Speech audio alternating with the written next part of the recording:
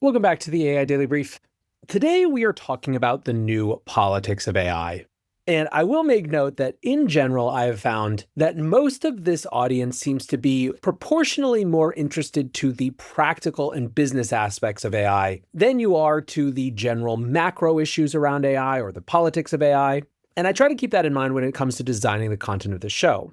However, we hit one of those balances of stories where it was enough that it felt relevant and appropriate to do the main this time about this. I promise I will balance it out later this week with some more hyper-practical content, including an actual rubric for judging how your company is advancing in AI, just to even out the scorecard a little bit. But today we're going to talk about the new politics of AI and specifically it coming into its place as just a major, salient, national and international geopolitical issue.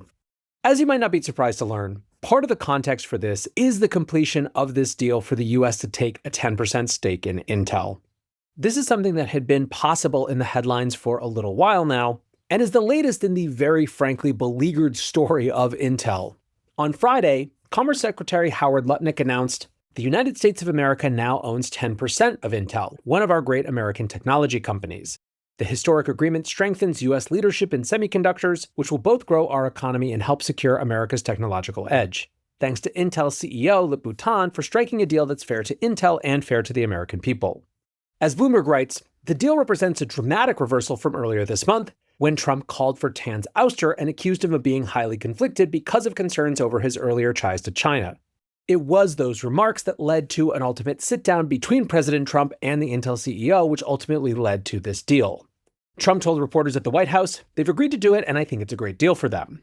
Now, under the terms of the deal, the government will receive a 9.9% stake made up of newly issued non-voting shares. The government won't be taking a board seat and will have no formal say in any governance of the company. Still, this means that the US government will be Intel's single largest shareholder, and will have, of course, significant soft power to align the company with the government's priorities. In exchange, the government has agreed to release the remaining $8.9 billion in CHIPS Act funding. Combined with the $2.2 billion already distributed, the administration's logic is that the deal is paid in full using the previously committed funding.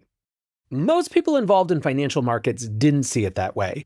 Writes Bloomberg, by the way, not in their opinion piece, but just in their general story, the US taking partial ownership marks a stunning level of intervention in an American company, cutting against the principles of free market capitalism that investors and policymakers have long considered sacrosanct, except in the most extraordinary situations such as war or a systemic economic crisis.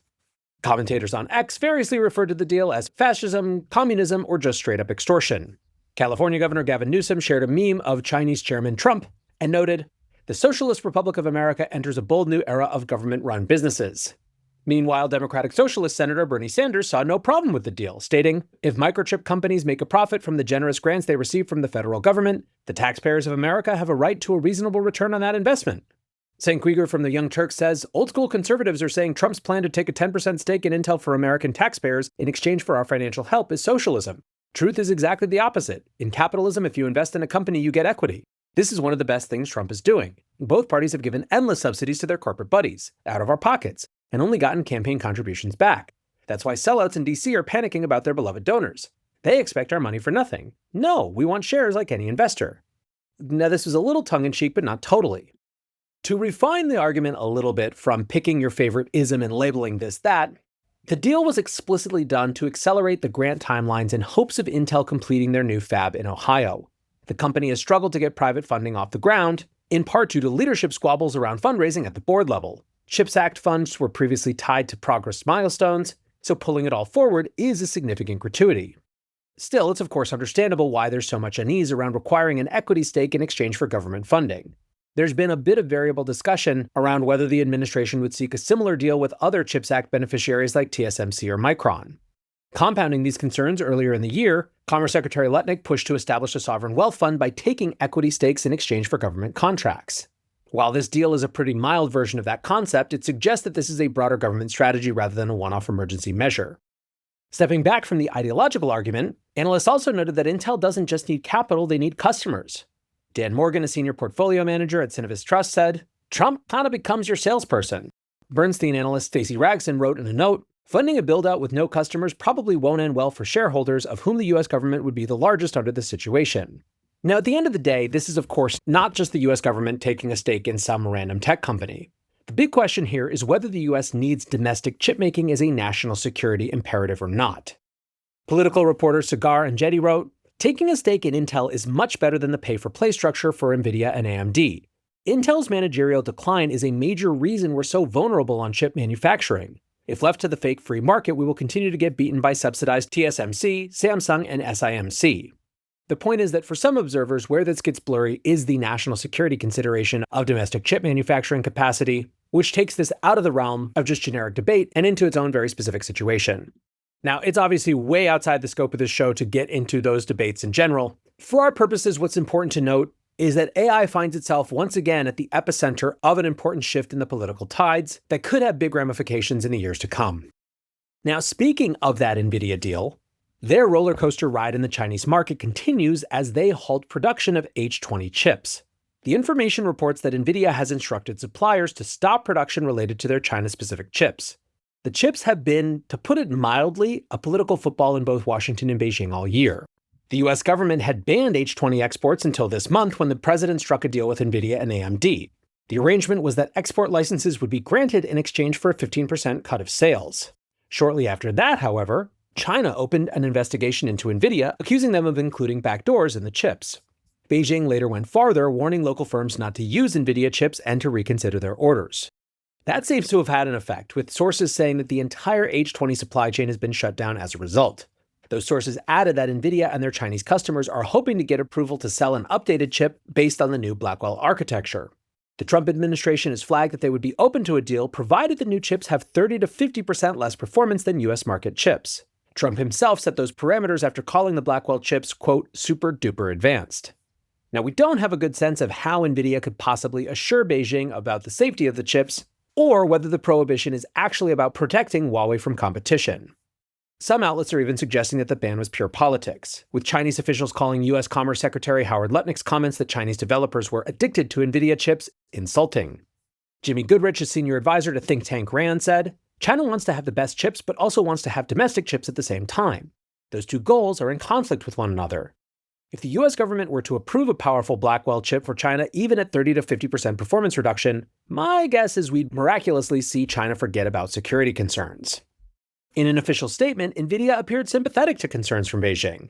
They said, "China won't rely on American chips for government operations, just like the US government would not rely on chips from China. However, allowing US chips for beneficial commercial business use is good for everyone." A spokesperson noted that Nvidia has several 100,000 units in a stockpile ready to be shipped, and that they, quote, constantly manage our supply chain to address market conditions. That's still a notable turnaround from earlier this month when Nvidia seemed to be gearing up to produce H20s as fast as possible. During a visit to Taiwan on Friday, CEO Jensen Huang gave a status update, commenting, "It's up to, of course, the United States government. We're in dialogue with them, but it's still too soon to know."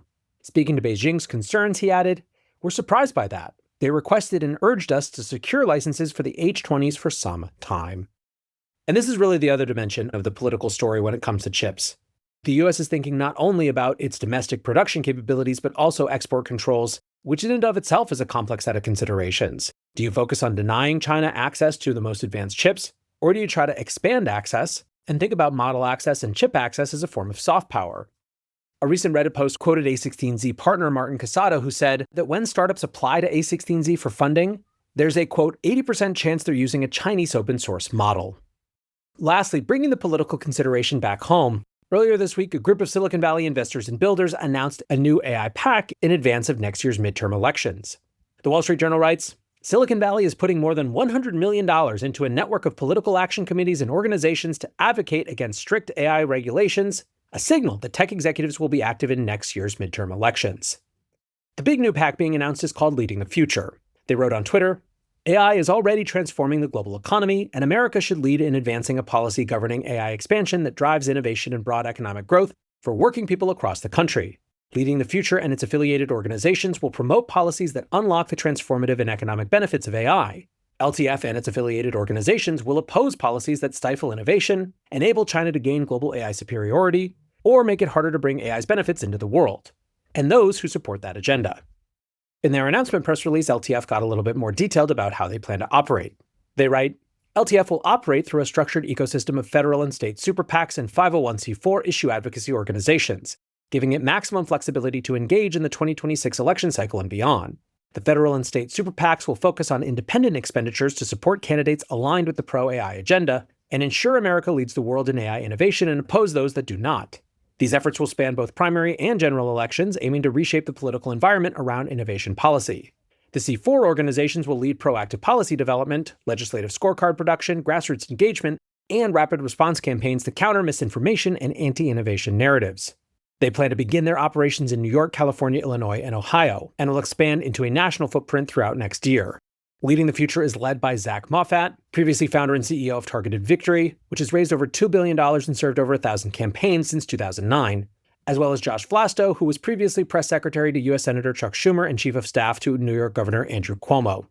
Some of the backers are common names at the intersection of Silicon Valley and Washington.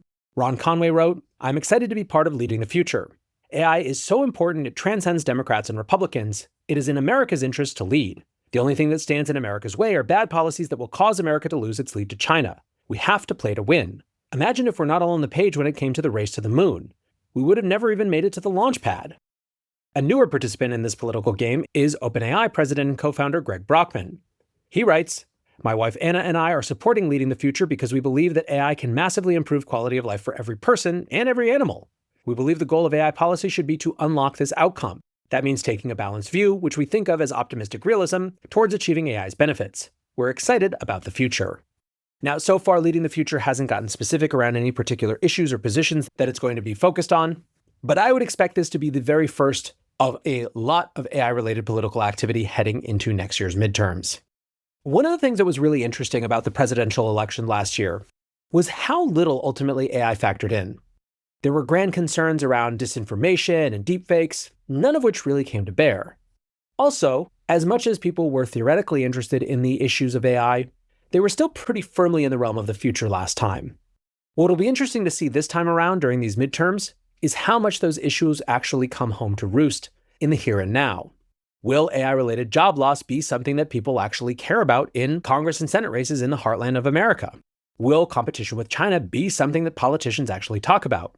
Too early to know, but it's very clear that the AI industry is going to have a seat at that table. For now, though, that is going to do it for today's AI Daily Brief. Appreciate you listening or watching as always, and until next time, peace.